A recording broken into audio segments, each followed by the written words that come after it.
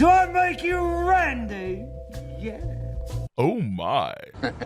Saitama versus Tatsumaki is turning into Saitama X Tatsumaki. Fubuki supporters, watch out! Woo, because it's not looking good. Now, to be fair, I myself have not read the web comic. I only read the manga and watch the anime. I don't know how this turns on the future, but Tatsumaki right now is for sure making ground with the Bald Wonder, or maybe vice versa. Latest chapter, One Punch Man 179, was interesting in these domains for damn sure.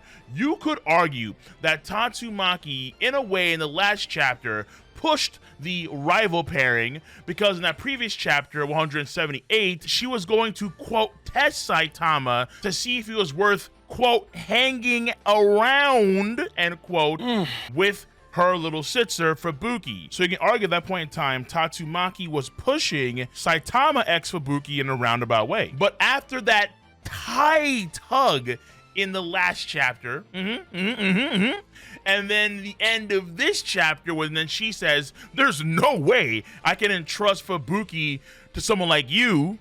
So come to mama. Now, if you aren't aware, I do live stream reactions for the One Punch Man chapters on my Cole Requiem channel, week of the chapter's release. So you can check out that channel, and also my Twitch channel, where those VODs are saved as well. All links in the description box down below. But this chapter is actually really simple in of itself, where Tatsumaki, she taps into her inner Tengen Toppa Gurren Lagann, and she just spins the tornado rock barrage for an extended amount of time, and Tatsumaki is clearly not trying to kill Saitama, but he did catch her attention from the last time they met. Hell no, man. She has clearly noticed that he's a hero for a reason, and his strength is quite phenomenal. In the previous chapter, she exerted a lot of power and still could not move the Bald Wonder from his tight grasp. And then Saitama himself doesn't want to actually attack Tatsumaki, actually fight her, because he said in the first place that heroes should not be fighting each other. So he's not gonna go heavy on her. Oh my. Depending on the battlefield, you may argue that could change. But I'm gonna leave the hentai artist to have their own crazy depictions on that. I really did think, though, that he would hold onto her arm for like the entire time. But that didn't happen, and she didn't go back to the association and create even more chaos, because that, again, that bald head really did captivate her like Joey Swole. That's right. But as a result, Maru Chiha's group, Infinite Tsukiyomi minus Infinite, they're out, they're gone. Apollo and the one unnamed guy, they have left the building, and this dude is still alive despite taking poison to the eye. That's kind of crazy. So technically, he's not a scrub. Yeah, to be fair, against Tatsumaki, but that's like every psychic so far in the verse. Okay, it is what is there.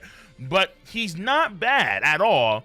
And if Tatsumaki lets her guard down, then he can one-up her. Let's just hope that he doesn't use any more Bill Cosby tactics. I'm dead serious. But of course, Apollo's name not only refers to a god, but also those NASA missions to the moon, Tsukiyomi. So the moon, once again, being brought back into the fold into the story continuously. So again, Tatsumaki, hopefully be careful in the future, because this guy is gonna come back probably several times better than what he is now. But who's not careful is this damn kid, yo. That was crazy. I don't like where this is going. This child who wanted to see Tatsumaki just to hear her voice, despite the gigantic tornado that she was making in that area and the crazy rock barrage that was flying everywhere. Nah, yo, this kid. Oh my God, bro. Oh my God. Honestly, hold on. It's not even really his fault. I'm looking at his Barbie mom and his Crimson Chin dad. Do better. Be better. Thank you, Kratos. Be better. Contain your children. That is insane. Your child, if he had his way, would have gotten you all killed. Like, on Of course, Tatsumaki put a stop to that. Saitama, the same thing. And that sense, between those two, you can argue a little bit of flirting. Correct, sir. This kid is not giving Gen Z, or let's say in this case, Generation Alpha, even a good name. Gotta do way better. However, the kid did get what he wanted. Wishes do come true. But whoever said that it had to be a good thing that your wishes come true? When he heard, now you said it, I'm gonna pulverize and turn you into fertilizer. Honestly, that line from Tatsumaki is such a cool bara from Yu Yu Hakusho line. Now I'm back and I'm gonna beat your face up so bad even kittens won't look at you. It's spot on. It's absurd. Even though his wish didn't pan out the exact way he wanted to, keep this insight for just a second. He does say the word Tats before Tatsumaki shuts that down. Considering that kid's position, he did get a back shot of Tatsumaki. So that was code. That was Murata code for, despite him not getting his exact wish, he did arguably get something special nonetheless.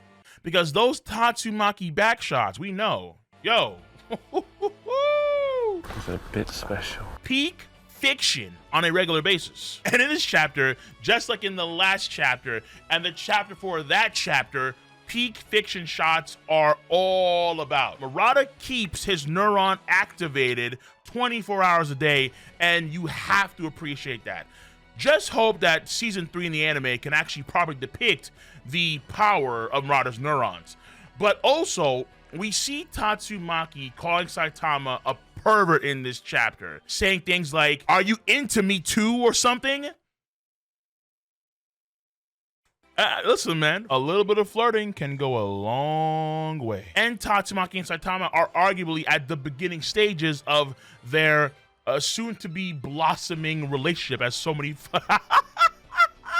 as a lot of fans looking forward to. The pairing wars are full steam ahead, and what happens now moving forward, I think for the most part, is going to be pretty simple, where Murata and One are going to upscale the level of psychic energy and damage that Tatsumaki is going to output against Saitama, and of course it's all going to do diddly squat, because Saitama's endgame here is a battle of attrition, where he's going to wait until she runs out of stamina, because Saitama is not a 1 minute man, he is a 1 week man. It is what it is.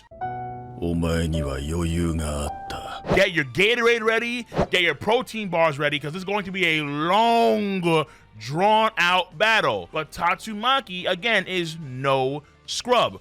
Arguably, she is, as some folks would say, perfect for Saitama. And the flirting is also going to continue during this quote fight. Probably up until, let's say, sunset, which is perfect. Arguably on 2 fronts, but mainly 1 front. Because when it's nighttime, guess what's going to be in the night sky?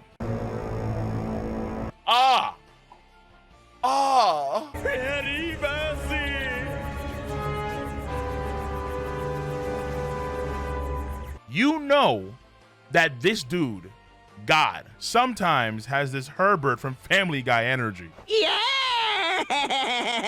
He's always peeping, and I'm waiting. I am waiting for my God shot, because we know in the last arc that God had his eyes set on Tatsumaki before Garo, and it wouldn't surprise me at all if he maintains form and, just like all of us, has his eyes also set on Tatsumaki.